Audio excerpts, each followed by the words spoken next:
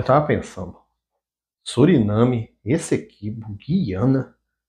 Será que dá pra arrumar nome mais complicado que esse? Mas Xerox não é o único da família com nome diferente. Ele tem duas irmãs, autenticada e fotocópia. Fala pessoal, tudo bem? Eu sou o professor Luciano Kenji e você está no Cinegel. Você conhece o Suriname? Sabe que é um país sul-americano, fronteiriço ao Brasil, mas que para muitas pessoas passa despercebido no nosso dia a dia. E isso tem um contexto geopolítico, histórico para esse entendimento. Porém, apesar disso, não exatamente o Suriname, mas o seu país vizinho, chamado Guiana, está num contexto no lançamento deste vídeo envolvido no imbróglio geopolítico de amplitude internacional. Tá a fim de conhecer um pouco mais? Então vem conferir comigo.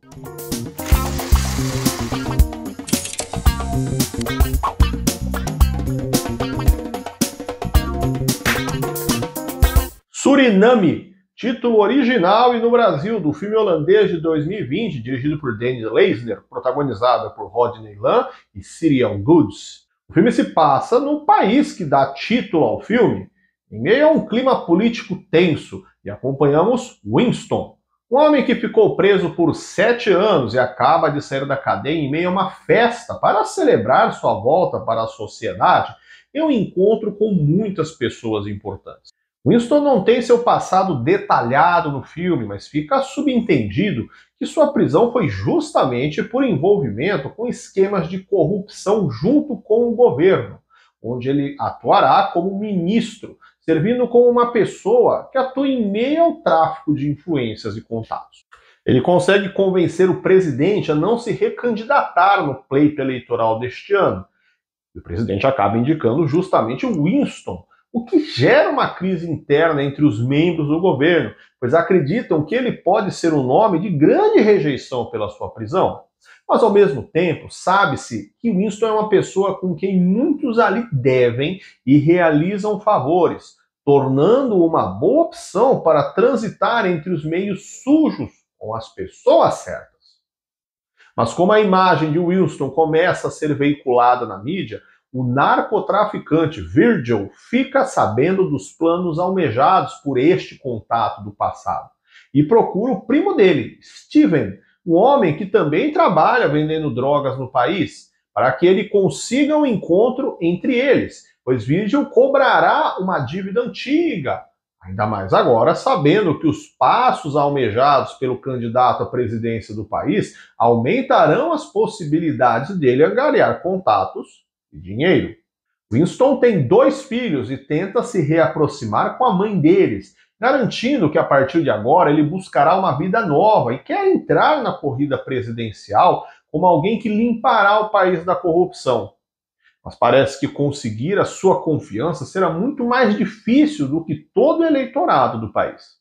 Em meio a este enredo, teremos ainda do outro lado, como candidata de oposição, uma amiga de infância de Winston, cuja mãe enferma, ao invés de apoiar a candidatura da filha, está apoiando o próprio Winston, gerando uma crise familiar que envolverá um jogo de confiança e muitos jogos sujos de bastidores. Talvez você esteja pensando como foi que eu achei um filme que se passa no Suriname, ou talvez você esteja pensando onde fica o Suriname. Porque nós estamos falando aqui de uma das partes mais desconhecidas da América do Sul para nós aqui, pelo menos no Brasil.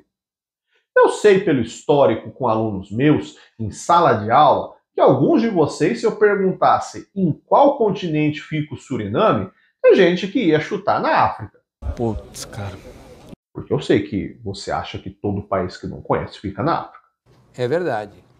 Quer dizer, às vezes não. Mas calma que no vídeo de hoje você vai inclusive descobrir por que este país e os demais do grupo que nós vamos estudar são tão pouco conhecidos por nós. O Suriname é parte da região sul-americana chamada de Guianas, se você preferir com o som Guianas, que seria a sonoridade correta de sua origem na língua Arauque, que significa terra de muitas águas. As Guianas compõem um grupo de 3 países: Guiana, colonizada pelos ingleses, Suriname, colonizada pelos holandeses, e a Guiana Francesa. E acho que não precisa detalhar por quem ela foi colonizada, né? Não me diga!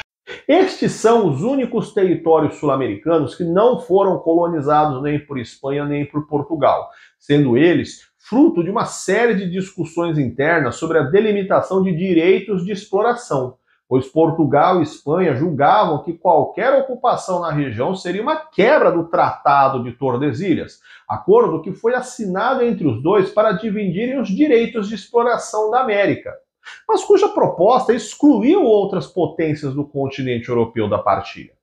Há uma série de outros episódios conturbados na própria Europa, com estas nações criando entre si um clima diplomático instável, negociações de paz entre si para cessar climas ruins, e com isso a formação das Guianas vem de uma série de ações que podem ser interpretadas como provocativas, de afronta ao Tratado de Tordesilhas. Então comecemos com o detalhe de que a saída destes territórios é mais próxima aos países da América Central e o Caribe, e mais o não reconhecimento da legitimidade de Portugal destes territórios, nós entendemos porque hoje eles são países no grupo tão secundário na nossa memória quando se trata de falar de países sul-americanos, já que herdamos da colonização este ato de ignorar a existência deles, com o início deste enrosco diplomático. Estes países não jogam futebol com os demais sul-americanos, mas sim com os times da América do Norte e Central. Torneios organizados pelo órgão chamado CONCACAF, numa herança histórica deste laço comercial e político mais próximo, pois França, Holanda e Inglaterra montaram colônias na região do Mar do Caribe. Para você associar com as outras sub-regiões da América do Sul, eu te indico assistir depois o vídeo aqui do canal sobre o filme Diários de Motocicleta.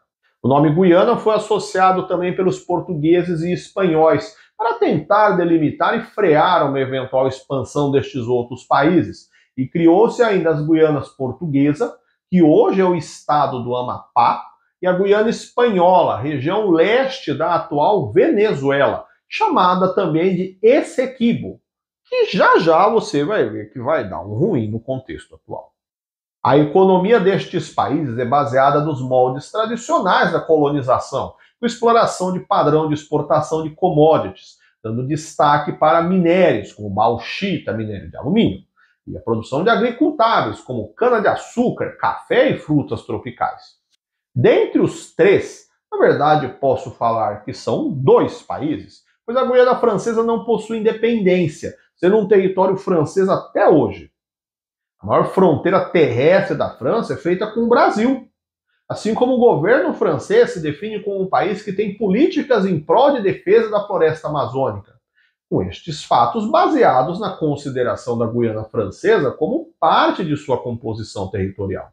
A região optou por se manter como França pelos mesmos motivos que muitos arquipélagos da Oceania e no Caribe, América Central, que há estabilidade financeira mínima, se mantendo como parte do antigo colonizador. Você está acostumado talvez a ver na aula de geografia, de história, ou em alguns vídeos aqui no canal, sobre movimentos de independência nas antigas colônias europeias, que queriam se emancipar, ter autonomia em suas decisões.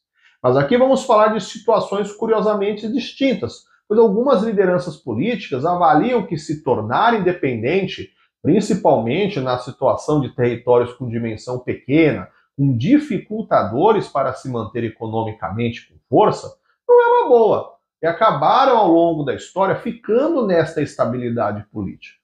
Mas estabilidade política não é um tema comum à Guiana, envolvendo a sua região oeste, por conta de um entrave envolvendo a Venezuela e a região chamada de Essequibo.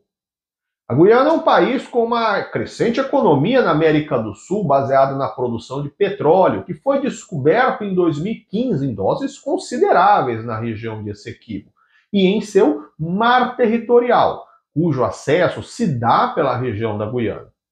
Deixando mais uma dica, inclusive, depois você pode assistir o vídeo sobre a incrível história da Ilha das Rosas, onde eu falo e explico o que é o conceito de mar territorial. Vamos para os fatos históricos para entendermos o atual. A região tem este nome por conta do rio Essequibo, que foi utilizado como um delimitador fronteiriço entre a Guiana Inglesa e a Guiana Espanhola. A margem oeste, a margem esquerda do rio, seria parte da Espanha, enquanto a direita, parte da Inglaterra. Mas falando de século XIX até datas anteriores, entenda que não havia fiscalização eficaz e adequada, e havia constantes invasões de colonos ingleses do outro lado da margem do rio. Trata-se de um lugar que tinha reservas de ouro, além de outros metais, como já citados, que hoje são valiosos para a indústria, mas para a época pré-industrial ainda tinha um grau quase de relevância. Com esta instabilidade na região fronteiriça, com ingleses ocupando parte além do seu tratado original, uma corte foi montada em 1899, em Paris, com a proposta de ser um tribunal imparcial para definir a estabilidade da fronteira, que era composta por 5 pessoas, 2 ingleses, 2 estadunidenses que estavam representando a Venezuela, por ser os Estados Unidos uma liderança americana, e um russo, para demonstrar um 5º personagem imparcial. Mas desde a definição desta questão fronteiriça na data, os venezuelanos contrários à nova fronteira, que incluía o rio Essequibo como território guianense e não mais como área fronteiriça, questionaram o fato de não haver lideranças venezuelanas representando o interesse do país, havendo acusações de que a representação dos Estados Unidos não tinha interesse real em dar suporte ao país, mas apenas se colocar como uma liderança do continente americano na época, já com foco em sua consolidação como liderança internacional, como é a realidade de hoje. A questão fronteiriça entre os dois países voltou à tona em 2023, pois o governo venezuelano de Nicolás Maduro retornou a exigir a retomada da região de Essequibo, realizando uma votação popular consultiva sobre a vontade da população, que ganhou com um esmagador sim, mas óbvio que não define que tal questão está resolvida. Criou-se uma tensão na América do Sul com um discurso de avanço militar sobre a região por parte dos venezuelanos, enquanto a Guiana solicita suporte de outros países para se defender de uma eventual invasão e perda do território desse aqui. O fato de Nicolás Maduro ser um político que já gera controvérsias no cenário diplomático local e internacional já trouxe visibilidade e muita polêmica. Mas aqui, realmente, trata-se de um cenário que é geopolítica pura, pois há um questionamento de uma ação considerada mal resolvida no final do século XIX, uma perda de um território promovida por parte de um contexto histórico de pouca presença de diplomacia. E a exigência agora por se retomar uma justiça no período atual. E você? Qual que é a sua opinião nesse caso? E aí, você conhecia esse filme? Você parou para pensar? Qual que é a sua opinião? É correto a gente retomar uma discussão do final do século XIX ou segue o jogo e não vamos entrar em contexto conflituoso mais? Deixe seu comentário aqui embaixo, gostou, dá um joinha, compartilha com os amigos, se inscreva no canal e a gente se vê no próximo vídeo. Até mais, tchau, tchau!